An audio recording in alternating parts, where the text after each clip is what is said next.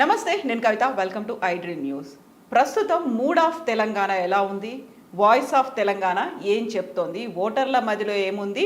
ఉమ్మడి 10 జిల్లాల ఓటర్లు ఏం ఆలోచిస్తున్నారు? ఎవరి వైపు మొగ్గు చూపుతున్నారు? దానికి గల కారణాలు ఏంటి? ప్రస్తుతం మనతో పాటుగా ఉన్నారు political strategies analyst, consultant Krishna Kambalapalli గారు. కృష్ణ గారు నమస్కారం అండి. సో కృష్ణ గారు, మనం ఉమ్మడి 10 జిల్లాల గురించి, మొత్తం అన్ని జిల్లాల గురించి కాకుండా ఉమ్మడి 10 జిల్లాలు, తెలంగాణ రాష్ట్రం ఏర్పడినప్పుడు ఉన్నటువంటి ఉమ్మడి 10 జిల్లాల గురించి కనుక మాట్లాడుకుంటే ప్రస్తుతం ఎలా ఉంది, ఏ దిశగా ఆలోచిస్తున్నారు అనేది మనం ఆలోచించాలి. తెలంగాణ రాష్ట్రం ఏర్పడి 10 సంవత్సరాలు అయింది. 2 టర్మ్స్ అయిపోయాయి. థర్డ్ టైం ఎలక్షన్స్ కోసం ఓటర్లు ఎలా సిద్ధమవుతున్నారు? అసలు ఎలా చూస్తున్నారు? ఓటింగ్ ఎటువైపు ఉంటుంది, ఎందుకు ఉంటుంది, మేము ఎందుకు ఓటేయాలి, ఇలాంటివి ఏమైనా ఆలోచిస్తున్నారా? వాళ్ళ మూడ్ ఏమైనా చేంజ్ అయిందా? అంటే మనకు కీలకంగా 2 అంశాలను దృష్టిలో పెట్టుకోవాలి. 2014లో తెలంగాణ వచ్చినప్పుడు తెలంగాణ సెంటిమెంట్ మీదనే ఎలక్షన్ జరిగింది. అంటే తెలంగాణ సాధించాము, ఆ తెలంగాణ తీసుకొచ్చిన వాళ్ళు ఎవరు, తెచ్చిన వాళ్ళు ఎవరు, ఇలాంటి క్రెడిట్ గేమ్ మధ్యలో ఎలక్షన్ జరిగినాయి. ఒక పార్టీ ఏముంది, కాంగ్రెస్ తెలంగాణ ఇచ్చి కూడా దాన్ని అంతగా జనంలోకి తీసుకుపోలేదు కనుక కాంగ్రెస్ పార్టీకి జనం ఆదరించలేదని ఒకటి. తెలంగాణ తెచ్చిన ఉద్యమం చేసిన ఇమేజ్ టీఆర్ఎస్కి ఉంది కనుక ఆ రోజు జనం టీఆర్ఎస్కి మినిమం ఎంతైతే మ్యాజిక్ ఫిగర్ కావాలో అంత ఇచ్చారనేది ఒకటి మనకు కనపడుతుంది. ఇది 2014లో సిచ్యువేషన్ అయితే 2018కి వచ్చేసరికి మీకు మహాకూటమి అనేది కట్టడం ద్వారా తెలంగాణ సెంటిమెంట్ని మరోసారి టీఆర్ఎస్ పార్టీ రగిల్చగలిగింది. సో తెలంగాణ రేపు మళ్ళీ ఇక్కడ ఏ ప్రాంతం నుంచి అయితే విడిపోతామో అదే ఆంధ్రప్రదేశ్ మనుషులు వచ్చి మళ్ళీ ఇక్కడ పెత్తనం చేయబోతున్నారు. మళ్ళీ ఇక్కడికి చంద్రబాబు వస్తాడు, మళ్ళీ ఇంకెవరెవరో ఆంధ్ర, రాయలసీమ, సీమాంధ్ర నాయకులు వచ్చి ఇక్కడ పెత్తనం చేస్తారు. అసలు ఇక్కడున్న ప్రభుత్వాన్ని కూలగొట్టడానికే ప్రయత్నాలు జరుగుతున్నాయనే ఒక సెంటిమెంట్తో కూడా మనకు ఆ రోజు ఎలక్షన్ జరిగినాయి. ఇప్పుడు తెలంగాణ వచ్చినప్పుడు ఉన్న వేడి, ఆ సెంటిమెంట్ ఒకటి. రెండోసారి తెలంగాణకి మళ్ళీ అన్యాయం జరగబోతుంది, మళ్ళీ మనం గెలవకపోతే వేరే వాళ్ళు గెలిస్తే మళ్ళీ వచ్చిన తెలంగాణ వెనక్కపోతుంది అనే చర్చ కూడా, మళ్ళీ కలిపేస్తారనే చర్చను కూడా చేసిన సందర్భం కూడా ఉంది. ఖమ్మంలో 7 మండలాలు. అలాంటి పరిస్థితి నుంచి ఇప్పుడు 2023లో జరిగే ఎలక్షన్కి ఏం స్లోగన్ తీసుకోవాలి?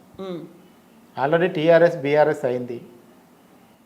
ఇప్పుడు ఇక్కడ మోడల్స్ పథకాలన్నింటినీ కూడా దేశవ్యాప్తంగా ప్రవేశపెట్టి మనం ఈ రాష్ట్రాన్ని దేశానికే మోడల్ చేస్తామని ఈరోజు బీఆర్ఎస్ పార్టీ మాట్లాడుతుంది. సో అందుకని ఇప్పుడు జరుగుతున్న ఎన్నికలకి సెంటిమెంట్ లేదు. ఫస్ట్ ఆఫ్ ఆల్ సెంటిమెంట్ లేదు. సెటిలర్ల ఓట్లు ఎటువైపు ఉంటాయి, సెటిలర్లు ఏం చేయబోతున్నారు, అట్లాగే 2 సార్లు తెలంగాణ తెచ్చిన పార్టీగా టీఆర్ఎస్ వైపు ఉన్న జనం ఈసారి కూడా ఉంటారా? మరి టీఆర్ఎస్ ఇవ్వటానికి పెప్పర్ స్ప్రేలు వేయించుకొని హాస్పిటల్లో జాయిన్ అయ్యి దెబ్బలు తిని పార్టీతోని సస్పెన్షన్ గురై పార్టీకి వ్యతిరేకంగా పోరాడి పార్లమెంట్లో నానా రచ్చ చేసిన కాంగ్రెస్ ఎంపీలకి ఈసారి కాంగ్రెస్ పార్టీకి ఏమన్నా జనం మద్దతు ఇవ్వబోతున్నారా? లేదు, మాకు 10 సీట్లు వస్తే చాలు, రాష్ట్రం మొత్తం మా గుప్పెట్లకు వస్తుందని చెప్తున్న బీజేపీ బెంగాల్ లాంటి ప్రయత్నమో మహారాష్ట్ర లాంటి ప్రయత్నమో చేసి బీజేపీకి ఇక్కడ అధికారం రావడానికి ఏమైనా సాధ్యమవుతుందా? ఈ 3 అంశాల్లో ఇప్పుడు ఒక యూనిక్ ఎజెండా అనేది ఇప్పుడు దేంతో పోవాలి? ఒకటి, బీఆర్ఎస్ ప్రధానంగా చెప్తుంది ఏంది, మేము రాకపోతే ఈ సంక్షేమ పథకాలు ఆగిపోతాయి, మేము ఇస్తున్న కరెంట్ ఉండదు, మేము ఇస్తున్న రైతు బంధు ఉండదు, మేము ఇస్తున్న డబుల్ బెడ్రూమ్లు ఉండవు, మేము చేసే రుణమాఫీ ఉండదు, మేము ఇచ్చే దళిత బంధు ఉండదు, ఇవన్నీ మీకు కావాలంటే మళ్ళీ మాకు ఓటేయాలని ఈరోజు చెప్తుంది. ఇవన్నీ అసలు ఎప్పుడో కాంగ్రెస్ పెట్టిన పథకాలు, వీటిని ఈయన కాపీ కొట్టి మీకు ఎవరైనా పేర్లు మార్చి ఇస్తున్నాడని కాంగ్రెస్ చెప్తూ వస్తుంది.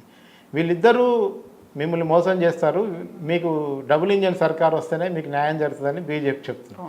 సో ఇప్పుడు జనము ఏది లెస్ డ్యామేజ్, ఏది మెజారిటీ అడ్వాంటేజ్ అనే దాని మీద పోవాలి.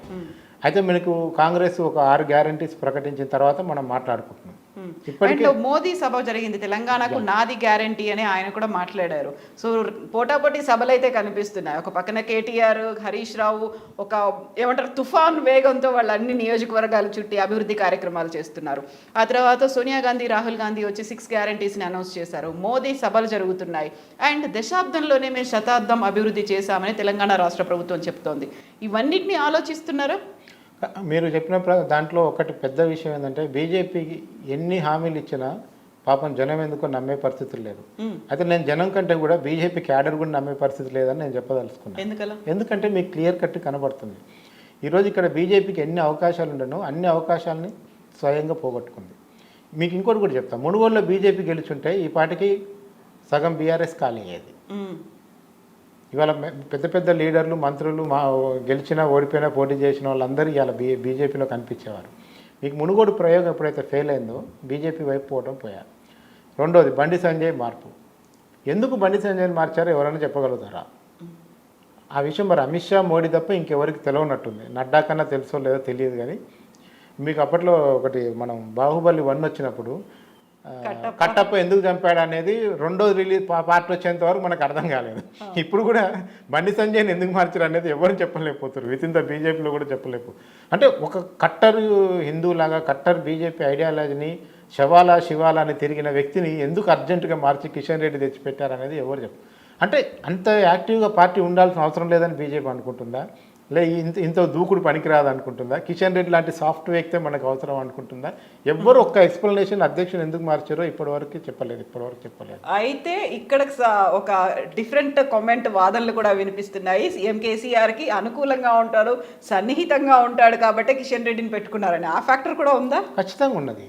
ఇప్పుడు మీకు ఎందుకు జనం బీజేపీని నమ్మట్లేదంటే దీనివల్లనే. కిషన్ రెడ్డి ఎప్పుడైతే ఫీల్డ్లోకి వచ్చారో, ఓహో కిషన్ రెడ్డి అయితే కేసీఆర్కి వ్యతిరేకంగా మాట్లాడు. అదే కిషన్ రెడ్డిని కేసీఆర్ బూతులు తిట్టిన రోజులు కూడా ఉన్నాయి.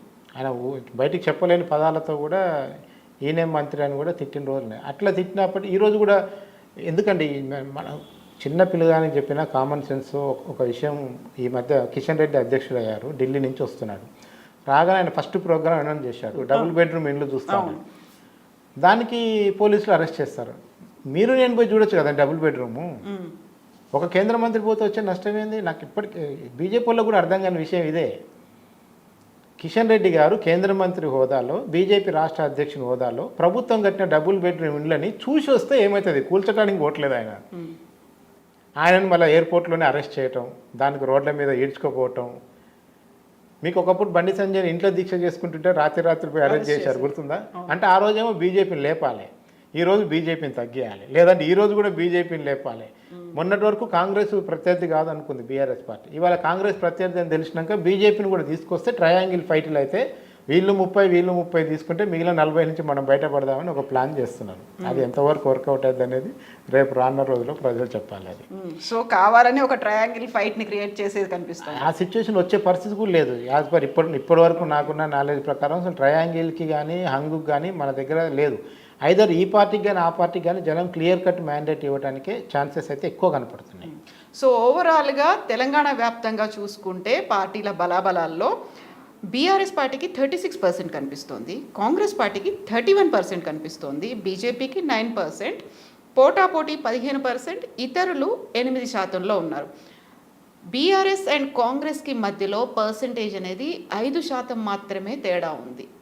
ఏ చేంజ్ అందులో అంత చేంజ్ కనిపించేలా చేసింది? ఏ మార్పు? ఒకటి, ఫస్ట్ ఆఫ్ ఆల్ మనం ఇది చేసేటప్పటికి బీఆర్ఎస్ అభ్యర్థి కూడా అనౌన్స్ చేసి ఉన్నారు, బీఆర్ఎస్ అభ్యర్థి కూడా వచ్చి ఉన్నారు. మనకు ఒకటి ఎమ్మెల్యేల మీద ఉన్న వ్యతిరేకత. ఎందుకంటే మీకు మంచి జరిగినప్పుడేమో హైకమాండ్ ఖాతాల్లోకి పోయి, ప్రజలకు మేలు జరిగినప్పుడు ఎమ్మెల్యే ఖాతాలోకి పోయే పరిస్థితి లాస్ట్ 9 ఏళ్లలో చాలా సందర్భాల్లో చూసాం. ఎక్కువ మంది అబ్జర్వ్ చేసి పొలిటికల్ అనలిస్టులు మన తెలంగాణలో చెప్పిన అంశం ఏంటంటే ఎమ్మెల్యేలను వాళ్ళ పని వాళ్ళని చేసుకోనివ్వలేదు.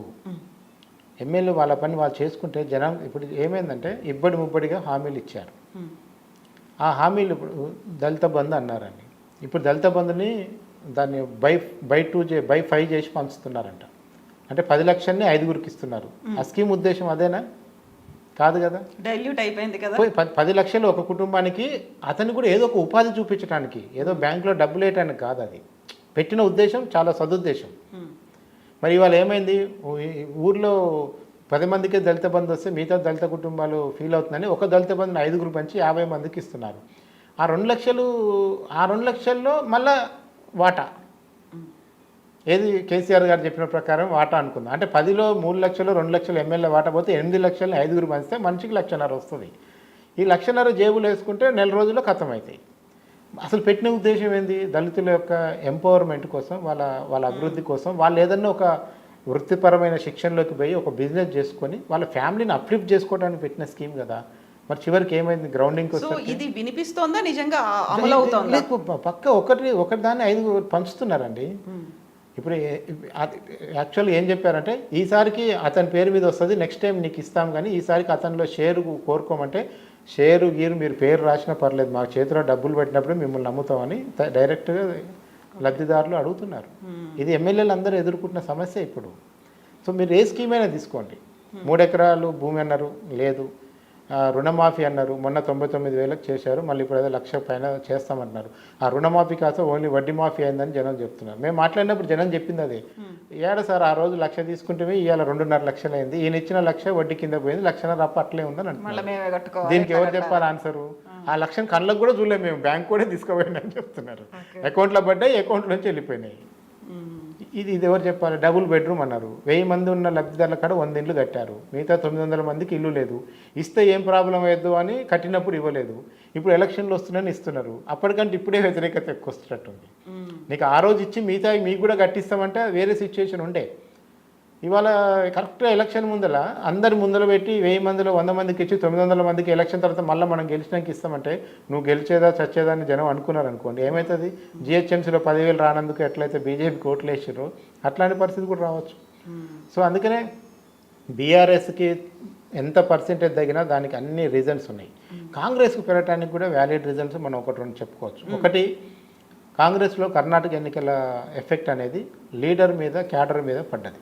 కామన్ మ్యాన్కి ఎంతవరకు వస్తుంది అనేది పక్కన పెడితే, అరే మనం అందరం గొడవ చేయకుండా కొట్లాడుకోకుండా ఉంటే కర్ణాటకలో చిన్న ఫైట్ ఏం లేదు. సిద్ధరామయ్యకి శివకుమార్కి వాళ్ళకి భయంకరం. అసలు వాళ్ళిద్దరిట్లో సీఎల్పీ లీడర్ ఎవరు చేయాలన్న దానికి 3 రోజులు పట్టింది.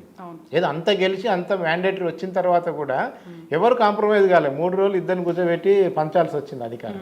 ఇక్కడ కూడా కాంగ్రెస్కి మనం ముందైతే అధికారం వచ్చిన తర్వాత మిగతా ఆలోచిద్దామంటే ఇవాళ అందుకే మీకు గతంలో నేను సీఎం అని అందరు చేతులు ఎత్తేవారు, ఇవాళ ఎవరు చేతులు ఎత్తట్లేదు సీఎం అని. ఎంతో కొంత గొడవలు తగ్గించుకున్నారు. మీకు కాంగ్రెస్లో ఇంటర్నల్గా ఇప్పుడు టికెట్లు ప్రకటించాక ఏమన్నా గొడవ వచ్చే అవకాశం ఉందో చూడాలి. టికెట్ల ప్రకటన వరకు అయితే ఎలాంటి గొడవ మనకు కనపడతలేదు. సో అలాంటి పరిస్థితుల్లో కాంగ్రెస్కి కర్ణాటక ఎన్నికల తర్వాత కొంచెం గ్రాఫ్ పెరిగింది.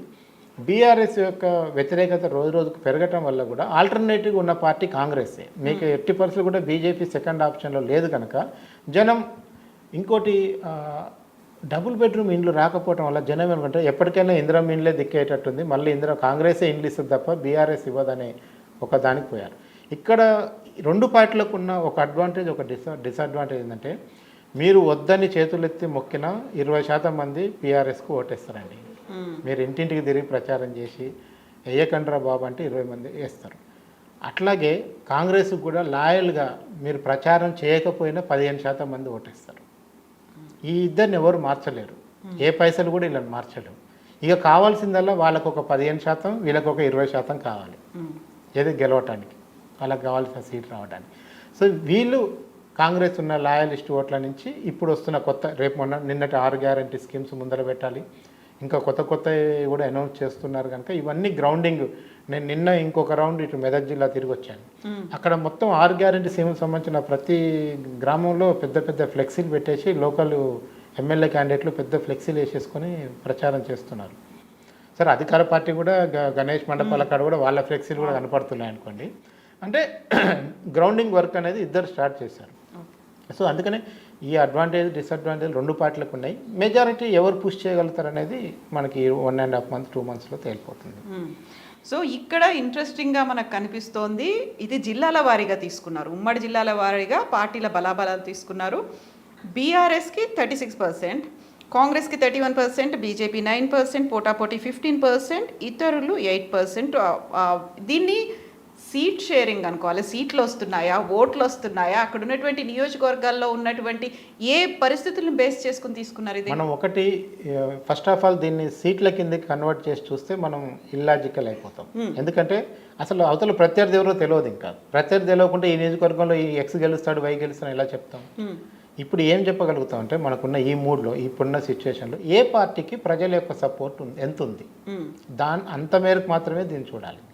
ఈ పర్సెంటేజ్ని చూసి కనుక మనం సీట్లకు కనుక కన్వర్ట్ చేసి చూసుకుంటే మళ్ళీ బొక్కబోర్ల సీట్లకు కానీ ఓట్ల షేర్ కానీ లేదు. ఇది ఓన్లీ ఇప్పుడు నాకు టీఆర్ఎస్ అంటే ఎంత ఇష్టం అంటే నాకు 50% మంది ఇష్టం అని నాకు ఆదిలాబాద్లో చెప్తున్నారు. రేపు మా మద్దతు టీఆర్ఎస్ పార్టీకి ఉంటుంది. అందులో క్యాండిడేట్ కిరణ్, కృష్ణన, కవితన అనేది తర్వాత విషయం. మనం చేసే నాటికి బీఆర్ఎస్ క్యాండిడేట్ ఉండు కనుక ఆయన పేరు అక్కడక్కడ వినపడవచ్చు. కానీ ప్రత్యర్థి ఎవరో తెలియకుండా ఇప్పుడు నేను మీకంటే గట్టి క్యాండిడేట్ అవుతానా లేదా అనేది నన్ను అనౌన్స్ చేసినాకనే తెలుస్తుంది. అందుకనే ఇంకా బీఆర్ఎస్ క్యాండిడేట్ రావాలి, బీజేపీ రావాలి, కొన్ని చోట్ల ఇండిపెండెంట్లు కూడా గట్టిగా ఉంటారు. ఇప్పుడు కొన్ని చోట్ల బీఎస్పీ అభ్యర్థులు కూడా గట్టిగా ఉంటారు. కొన్ని చోట్ల మనకు ఫార్వర్డ్ బ్లాక్ నుంచి గెలిచి బీఎస్ నుంచి గెలిచి ఆ తర్వాత బీఆర్ఎస్లో చేరిన చరిత్ర కూడా మన తెలంగాణలో ఉంది. సో అందుకని ఇప్పుడే ఎవరిని మనం అట్లా అంచనా వేయడానికి లేదు. ఇదేంటంటే ఈ టీఆర్ఎస్ పార్టీకి ఎంత అనుకూలత ఉంది అంటే నాకు హైదరాబాద్లో 50% ఉంది, నిజామాబాద్లో 40% ఉంది, కరీంనగర్లో 45% ఉంది. ఇట్లా మనము పార్టీ పట్ల ప్రజల యొక్క మద్దతు కింద దీన్ని చూడాలి తప్ప ఇది ఓట్ షేరింగ్ కాదు, సీట్ షేరింగ్ కాదు. సో ఇప్పుడు మనం ఉమ్మడి 10 జిల్లాల్ని బేస్ చేసుకొని చూస్తే ఆదిలాబాద్లో బీఆర్ఎస్ 50%, కాంగ్రెస్ 40%, బీజేపీ 10% ఉంది. ఆ తర్వాత నిజామాబాద్లో 40% బీఆర్ఎస్, కాంగ్రెస్ 20%, బీజేపీ 25%. కరీంనగర్లో 45% బీఆర్ఎస్, కాంగ్రెస్ 35%, బీజేపీ 10%. మెదక్లో బీఆర్ఎస్ 70%, కాంగ్రెస్ 10%, బీజేపీ 0% ఇచ్చారు. సరే, ఇక్కడ ఇతరులు పోటాపోటీ 20% ఉంది, ఇతరులు 0 ఉన్నప్పటికీ కూడా బీజేపీకి 0 ఇచ్చారు ఎందుకు? మెయిన్ సీట్ ఏదైతే ఉందో అది పోటాపోటీలోకి పోతుంది అనేది దుబ్బాక మనకు. ఎందుకంటే అక్కడ క్యాండిడేట్ కింద కొత్త ప్రభాకర్ రెడ్డి గారిని ప్రకటించడం అంటే మీకు ఆల్రెడీ ఇక్కడ ఇద్దరు తేలిపోయారు. ఇద్దరు క్యాండిడేట్లు ఎవరు? 2 పార్టీల తరఫున. ఎందుకంటే అక్కడ నుంచి ఖచ్చితంగా రఘునందన్ గారే పోటీ చేస్తారు, ఇక్కడ నుంచి కొత్త ప్రభాకర్ రెడ్డి గారికి అనౌన్స్ చేస్తారు.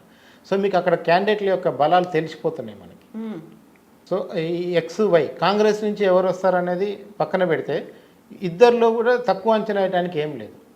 రఘునందన్ గారు 2 సార్లు ఓడిపోయి మళ్ళీ బై ఎలక్షన్లో అంత వేవ్లో కూడా ఆ గవర్నమెంట్ అధికారులు ఉన్నా కానీ గెలవగలిగారు. ఒకసారి మార్జిన్ ఎంత వచ్చినా కానీ గెలిచారు.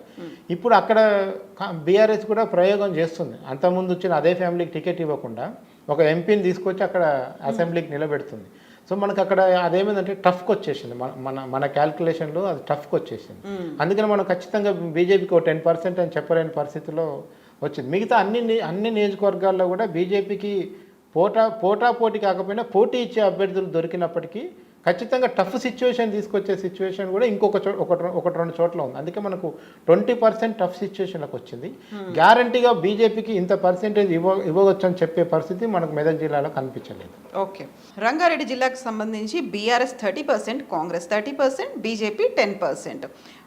ఇక్కడ పోటాపోటీ అనేది 20% ఉంది. హైదరాబాద్లో బీఆర్ఎస్ 30%, కాంగ్రెస్ 10%, బీజేపీ 20%. పోటాపోటీ లేదు. అండ్ ఇతరులు 40% ఉన్నారు. ఇది హైదరాబాద్లో. మనకు హైదరాబాద్లో ఇతరులు అంటే మనకి ఎంఐఎం వస్తుంది. ఎంఐఎం తన 7 సీట్లను ఈసారి నిలబెట్టుకోవడానికి మ్యాక్సిమం ఛాన్స్ ఉంది. ఒక నాంపల్లి విషయంలో కొంచెం డిఫరెంట్ పర్సెప్షన్ అనేది మనకు కనపడింది జనం దగ్గర. అక్కడ కొంచెం ఏదన్నా తేడా వస్తే అక్కడ రావచ్చు అనేది ఒక అంచనా. 7 కాకుండా 6 అవుతాయి, 6 అన్న కావచ్చు, లేదంటే 8 కూడా రావచ్చు. అట్లాంటి పరిస్థితి కూడా ఉంది. అందుకే ఎవరు క్యాండిడేట్లు, ఎందుకంటే ఇప్పుడు మీకు గోషామాలు, నాంపల్లిలో ఇంకా బీఆర్ఎస్ క్యాండిడేట్నే పెట్టలేదు. ఎందుకంటే ఎవరి కోసం ఎదురు చూస్తున్నారో కూడా అర్థం కావట్లేదు. ఎవరైనా జంపింగ్స్ వస్తారని వీళ్ళు ఎదురు చూస్తున్నారా, లేదంటే వీళ్ళిద్దరి మధ్యలో ఫ్రెండ్షిప్లో కూడా పెద్ద సీక్రెట్ ఏం లేదు. ఎంఐఎం మా మిత్రపక్షం అని బీఆర్ఎస్ చెప్తుంది, కార్ స్టీరింగ్ మా చేతిలోనే ఉందని ఎంఐఎం చెప్తుంది. సో వాళ్ళిద్దరు ఫ్రెండ్సే కనుక వాళ్ళకి ఒకరికొకరు ఫ్రెండ్లీ కంటెస్ట్ చేస్తారా, త్యాగం చేస్తారా అనేది మనకు రాబోయే రోజుల్లో తేలాలి అది. ఓకే, సో మహబూబ్ నగర్కి బీఆర్ఎస్ 25%, కాంగ్రెస్ 35%, బీజేపీ 10%, పోటాపోటీ 20%, ఇతరులు 10%. సో ఇక్కడ మనం మహబూబ్ నగర్ గురించి మాట్లాడుకుంటే మహబూబ్ నగర్లో if I'm not wrong 14 assembly సెగ్మెంట్లు ఉన్నట్టున్నాయి. అందులో లాస్ట్ టైం ఎలక్షన్లో 1 మాత్రమే కాంగ్రెస్ గెలుచుకుంది, మిగతా 13 బీఆర్ఎస్ఏ గెలుచుకుంది. బట్ మీరు ఇక్కడ ఇచ్చిన లెక్కల్లో 25% మాత్రమే బీఆర్ఎస్కి చూపిస్తున్నారు. ఈసారి రేవంత్ రెడ్డి ఇంపాక్ట్ బాగా కనిపించింది మాకు. రేవంత్ రెడ్డి ఎప్పుడైతే పీసీసీ ప్రెసిడెంట్ అయ్యాక మీకు మళ్ళీ రేవంత్ రెడ్డి కొడంగల్ నుంచే పోటీ చేస్తానని అనౌన్స్ చేసిన తర్వాత మీకు చాలా నియోజకవర్గాల్లో కాంగ్రెస్ బాగా పుంజుకుంది. ట్రెడిషనల్ మీకు ఒక్క గద్వాల్లో మాత్రమే కాంగ్రెస్కు మైనస్ ఉంది. అక్కడ కూడా ఇప్పుడు జెడ్పీ చైర్మన్ కాంగ్రెస్లో, బీఆర్ఎస్ నుంచి వచ్చిన జెడ్పీ చైర్మన్ కాంగ్రెస్లో చేరారు, ఆమెకే టికెట్ ఇవ్వడానికి కూడా అవకాశం ఉంది, సరిత. అక్కడ కూడా మిగతా నియోజకవర్గాలు ఏమైందంటే కాంగ్రెస్కి ఇప్పుడు వంశీ ఉన్నాడు, వంశీ కూడా అసెంబ్లీకి చేయకుండా పార్లమెంట్కి పోటీ చేసి ఇంకో క్యాండిడేట్ని కల్వకుర్తిలో ఎంకరేజ్ చేస్తున్నారు. కొడంగల్ దాని చుట్టుపక్కల 3 మీకు మేజర్ జూపల్లి వస్తున్నారు.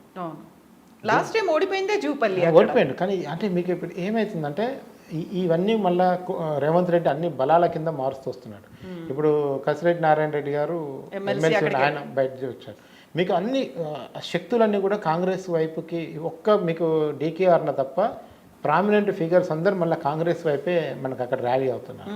సో దానివల్ల మనకు జనం పర్సెప్షన్లో కూడా ఈసారి బీఆర్ఎస్కి ఇంకే మంత్రి శ్రీనివాస్ గౌడ్ మీద ఉన్న అసంతృప్తి అది మనకు కనబడుతుంది. నిరంజన్ రెడ్డి గారి 3 ఫామ్ హౌస్ల కథ మీకు జనం కథలుగా చెప్పుకుంటున్నారు అక్కడికి పోయినప్పుడు మనం. సో ఇదంతా కూడా మన పర్సెప్షన్ ఓవరాల్గా బిల్డప్ చేసినప్పుడు కాంగ్రెస్కి 1% మొగ్గున్న వాట వాస్తవం. సో ఇప్పుడు మీరిద్దరు చెప్పింది ఇద్దరు మంత్రులే. అవును, నేను మీకు ఇంకొక సర్వే చెప్పగలుగుతాను. నేను మొత్తం 15 మంది మంత్రుల మీద సర్వే చేశాను. అందులో ఎంతమంది గెలుస్తారు, ఎంతమంది డౌట్ ఉంది, ఎంతమంది పక్కా ఓడిపోతారో కూడా మన దగ్గర డేటా మనం మాట్లాడుకుందాం దాని గురించి కూడా. So coming to Nalgonda, BRS 20%, Congress 50%, BJP 0%, పోటాపోటీ 20%, ఇతరులు 10% ఉన్నారు. నల్గొండలో బీజేపీ 0% అంటే కోమటిరెడ్డి రాజగోపాల్ రెడ్డి ఉన్నారు అక్కడ. అంటే అక్కడ మనం పోటాపోటీలో ఎందుకు పెట్టామంటే రాజగోపాల్ రెడ్డి గారు, కోమటిరెడ్డి వెంకరెడ్డి గారు ఇద్దరు కూడా గడిచిన 4 ఏళ్ళ నుంచి ప్రజల్ని కన్ఫ్యూజ్ చేస్తూనే ఉన్నారు వాళ్ళు ఏ పార్టీలో ఉంటారనే విషయం చెప్పారు. ఎట్లా లాస్ట్లో రాజగోపాల్ రెడ్డి బీజేపీలో పోయి పోటీనే చేసాడు. ఆ రోజు కనుక రాజగోపాల్ రెడ్డి గెలిచింటే ఈ పాటి కోమటిరెడ్డి వెంకరెడ్డి కూడా బీజేపీలో పోయేవాడు అనేది జనం మాట్లాడుకుంటారు. ఇప్పుడు కోమటిరెడ్డి వెంకరెడ్డి ఏమంటే నేను యాడీ పోను, కాంగ్రెస్ నుంచే పోటీ చేస్తానని చెప్తున్నాడు. ఈయన చెప్పడం కాదు, ఇప్పుడు రాజగోపాల్ రెడ్డి కూడా బీజేపీ నుంచి వచ్చి మళ్ళీ మునుగోడు నుంచి కాంగ్రెస్ నుంచి పోటీ చేయొచ్చు అని చెప్తున్నారు. లేదు ఒకవేళ నల్గొండకే రాజగోపాల్ రెడ్డి షిఫ్ట్ అయ్యి మళ్ళీ పార్లమెంట్కే కోమటిరెడ్డి వెంకరెడ్డి పోటీ చేయొచ్చు అని కూడా చెప్తున్నారు. సో ఈ ఫ్యామిలీతో వచ్చిన ఇష్యూ ఏంటంటే వీళ్ళ సీట్లే కాదు, వీళ్ళ చుట్టుపక్కల ఉన్న 3-4 సీట్లు కూడా వీళ్ళే అడుగుతారు. వీళ్ళు చెప్పిన మనుషులకి నల్గొండ ఆయన మునుగోడు మీద పెడతాడు, నకరకాల మీద పెడతాడు, ఇటు రామన్నపేట మీద పెడితే అటు మన ఇది నకరకాల మీద పెడితే తుంగతుర్తి మీద పెడతారు. ఇట్లా ఎవరికి వాళ్ళు సాగర్ మీద కూడా దృష్టి పెడతారు. అట్లా మిర్యాల కూడా సాగర్లో ఉన్నాయన మిర్యాల మీద దృష్టి పెడతాడు, సూర్యాపేట అయినా తుంగతుర్తి మీద పెడతాడు, నల్గొండ అయినా నకరకాల మీద దృష్టి పెడతాడు, మునుగోడు మీద పెడతాడు. ఇట్లా వాళ్ళు ఒక్క లీడరు 3 సీట్లు ఉండదు నల్గొండ జిల్లాలో పరిస్థితి. So Warangal BRS 30%, Congress 30%, BJP 10%, పోటాపోటీ 30%, ఇతరులు లేరు ఇక్కడ. ఇక ఖమ్మం బీఆర్ఎస్ 20%, కాంగ్రెస్ 50%, బీజేపీ 0%, పోటాపోటీ 20%, ఇతరులు 10%. సో మీరు ఇప్పుడు కాంగ్రెస్కి ఇచ్చిన అన్ని స్థానాల్లో ఎక్కువగా కనిపిస్తోంది నల్గొండ. అంటే అన్ని స్థానాలు కాదు, అంత బలంలో నల్గొండ ఖమ్మంలోనే 50% కనిపిస్తోంది. ఈసారి మీరు ఎవరిని అడిగినా జనరల్ విశ్లేషణ చెప్పమంటే ఏం చెప్తారంటే దక్షిణ తెలంగాణ మొత్తం కాంగ్రెస్ స్వీప్ చేస్తుంది, ఉత్తర తెలంగాణ అంతా బీఆర్ఎస్ చేస్తుంది. స్వీప్ అంటే I mean majority seat. Sweep అంటే మళ్ళీ 90% అయిపోతుంది. మెజారిటీ ఎవరికి ఎడ్జ్ ఉంటుంది అంటే ఉత్తర తెలంగాణలో జనరల్గా టీఆర్ఎస్కి ఉంటుంది, దక్షిణ తెలంగాణలో ఈసారి మీరు గడిచిన 6 నెలల నుంచి 8 నెలల లోపు నుంచి ఒకటే మాట ఏమంటే నల్గొండ, ఖమ్మం, మహబూబ్ నగర్, రంగారెడ్డి బార్డర్ సీట్లన్నీ కాంగ్రెస్కి వస్తాయి. ఎందుకట్లా? ఒక పర్సెప్షన్ బిల్డప్ అయి ఉంది ఎనలిస్టులో కానీ, జనంలో కానీ, లీడర్లలో కానీ. ఎందుకంటే మీకు రంగారెడ్డిలో మొత్తము తెలంగాణ నుంచి వచ్చిన సెటిలర్లు, రియల్ ఎస్టేట్ వ్యాపారులు ఉన్న వాళ్ళు ఎక్కువ మంది రాజకీయాల్లోకి వచ్చారు. ఆ సెటిలర్ స్థానాలన్నీ కూడా కాంగ్రెస్కి మొగ్గు చూపుతుంది అనేది ఒకటి. మీకు ఉద్యమం చేసిన తీవ్రత కేసీఆర్ లాంటి నాయకుడు, హరీష్ నాయకుడు, కేటీఆర్ లాంటి వీళ్ళ ప్రభావం ఆదిలాబాద్ వరకు గతంలో ఉన్న చరిష్మా ప్రకారం ఉత్తర తెలంగాణ అంతా మీకు ఆ లెక్కన చూసుకుంటే ఉత్తర తెలంగాణకు దక్షిణ తెలంగాణ మధ్యలో నిధుల సమస్య, అభివృద్ధి విషయంలో కూడా తేడా ఉంది. బట్ ఇప్పుడు తెలంగాణ రాష్ట్రం ఏర్పడిన తర్వాత 10 ఏళ్ళు పూర్తయింది, దశాబ్దంలోనే శతాబ్దం అభివృద్ధి చేశామని చెప్తున్నారు. పాలమూరు రంగారెడ్డి ఎత్తిపోదల పథకం వచ్చింది. సో దీంతో పాలమూరుకి అంతా సస్యశ్యామలం అవుతుంది, అక్కడ వాటర్ వస్తుంది, రంగారెడ్డి కూడా బెనిఫిట్ అవుతుంది. ఇవన్నీ అన్నప్పుడు కూడా దక్షిణ తెలంగాణ ఇంకా డెవలప్ అవ్వలేదు, నిధుల్లో కొరత అనేది ఇంకా ఉండాలా? మీరు గజ్వేల్కి వెళ్ళారా, సిరిసిల్ల వెళ్ళారా, సిద్దిపేట వెళ్ళారా? ఈ 3 నియోజకవర్గాలను చూసి వచ్చిన తర్వాత నాకు పాలమూరులో కానీ, నల్గొండలో కానీ, వరంగల్లో కానీ ఒక నియోజకవర్గం చూపించండి. అక్కడ జరిగిన డెవలప్మెంట్లో ఇక్కడ ఎంత % జరిగిందో చూడండి. ఈవెన్ మీకు ప్రాజెక్టుల విషయంలో కానీ, రావాల్సిన పరిశ్రమల విషయంలో కానీ మీరు అసలు గజ్వేల్ చూస్తే మీరు అసలు ఇది గజ్వేల్ ఇది ఒక రూరల్ నియోజకవర్గమా అని మీరు ముక్కున వేలేసుకుంటారు. మీరు సిరిసిల్ల చూడండి, దేనికి తీసుకోని విధంగా ఉంటుంది. మీరు సిద్దిపేట చూడండి, ఇక్కడ సోనీ దాబాల కాంచి మొదలు పెడితే ఊరవతలు దాటేంత వరకు మీరు ఆ డెవలప్మెంట్ని ఎక్స్పెక్ట్ కూడా చేయరు.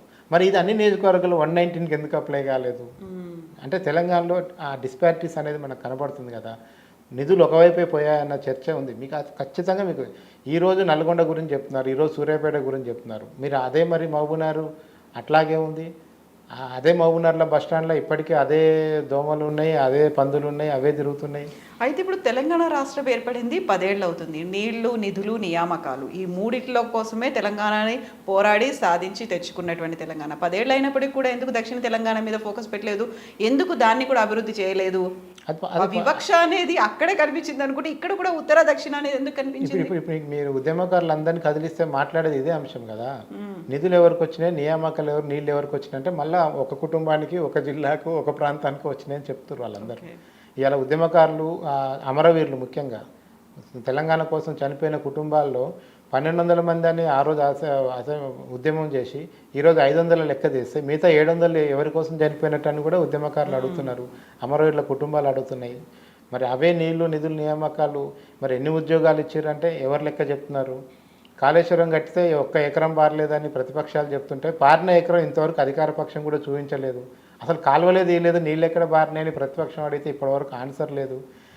దానికి 80,000 కోట్లు ఖర్చు అయింది, అప్పు కూడా తీరినామంటే 1,00,000 కోట్ల అప్పు కనబడుతుంది, కార్పొరేషన్ తాకట్టు పెట్టి తెచ్చారని చెప్తే దానికి లెక్క చెప్పట్లేదు అధికార పార్టీ.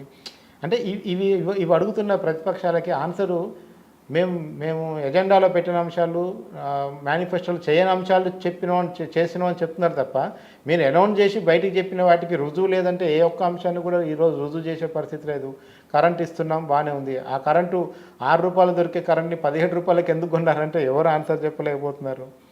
ఇప్పుడు మీకు 6 రూపాయలకు షర్ట్ వస్తుందండి, 17కి ఎందుకు కొనాలి, 11 రూపాయలు మిగులుతాయి కదా అంటే ఆన్సరే లేదు. దీనికి ఆన్సర్ చెప్పకపోయినంత కాలం మీకు ఆ వివక్ష అనేది కనపడుతున్నట్టే కదా. సో ఇప్పుడు ఇవి యాజ్ ఆన్ టుడే ఉన్నటువంటి లెక్కలు, పార్టీల పరంగా జిల్లాల్లో ఉన్నటువంటి బలాబలాలు. ఈ బలాబలాలు మారతాయా క్యాండిడేట్లను డిక్లేర్ చేసిన తర్వాత కాంగ్రెస్ అండ్ బీజేపీ? ఖచ్చితంగా మారుతాయండి. ఈ ఫిగర్స్ మీకు ఇప్పుడు మారటం కాదు, ఎవ్రీ 15 డేస్కి మనకు జనం యొక్క పల్స్లో ఎంతో కొంత తేడా వస్తుంది. ఎందుకంటే కొన్ని విషయాలు గ్రౌండింగ్ అవుతూ వస్తాయి.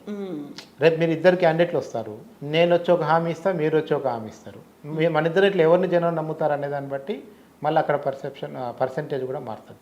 అసలు వీళ్ళు ముగ్గురు వద్దు నాకు ఇండిపెండెంట్ కావాలనుకుంటే కూడా మళ్ళీ పర్సెంటేజ్ మారుతుంది.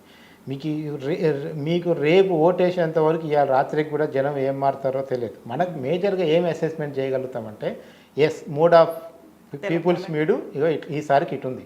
మీకు ఎట్లా అంటే ఢిల్లీలో కాంగ్రెస్ బీజేపీని ఆపు ఊడి చేసింది చూడండి, అట్లా ఊడి చేసే పరిస్థితి వచ్చినప్పుడు మాత్రమే మనకు ఆ సిగ్నల్ తెలుస్తుంది. మీకు ఆపు కూడా మధ్యలో ప్రభుత్వం ఇప్పటివరకు రాలేదు. ఈ రోజుకైతే ఈ ప్రభుత్వాన్ని ఇంట్లో కూర్చోబెట్టాలని జనం ఇంకా డిసైడ్ కాలేదు. రేపు అవుతారా లేదా అనేది మళ్ళీ మనం ఇంకొక సర్వే 1 మంత్ తర్వాత గట్టిగా కూర్చొని చేసి నియోజకవర్గాల వారిగా మాట్లాడవచ్చు, సీట్ల వారికి కూడా మాట్లాడవచ్చు, ఇబ్బంది ఏం లేదు మనకి. ఎస్ అండి కృష్ణ గారు, thank you so much. Thank you.